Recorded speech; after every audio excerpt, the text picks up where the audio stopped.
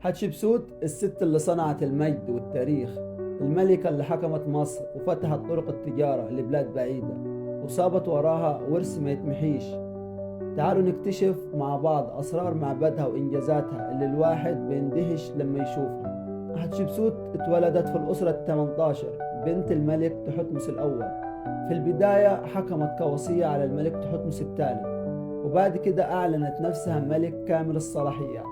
حتى النقوش كانت بتورينا حتشبسوت لابسة زيها زي الرجال، بتأكد إنها صاحبة السلطة الحقيقية.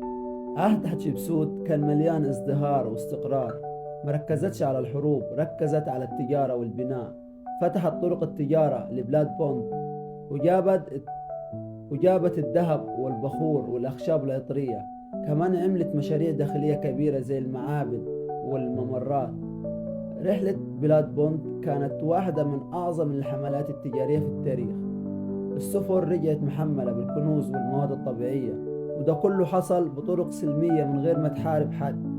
أعظم إنجازات لحتشبسوت كان معبدها في الدير البحري، تحفة فنية اندمجت مع الجبل، وكل زاوية فيه بتحكي قصة الملكة وإنجازاتها. المعبد ده رمز للخلود والقوة الملكية لحد النهاردة. الكنوز والنقوش والتماثيل بتورينا الملكة زيها زي الملك، وألقابها الكاملة ومشاهد من حياتها وإنجازاتها.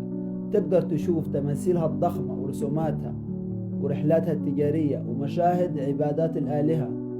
بعد ما ماتت حتشبسوت، تحتمس الثالث حاول يمحي تاريخها من المعابد، لكن ورثها ما بيتمحيش. حتشبسوت ست صنعت السلام والمجد وسيبت وراها ورث خالد. حتشبسوت ما كانتش مجرد ست حكمت مصر، دي ملكة صنعت السلام والازدهار، بنت الحضارة اللي بجد.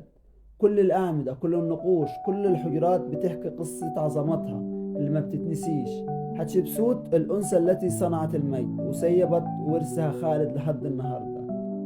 تعالوا نفتكر مع بعض ورث ونتعلم من قصتها اللي تورينا إن العظمة مش بس في السلطة، العظمة في العمل والورث اللي بيتساب وراه.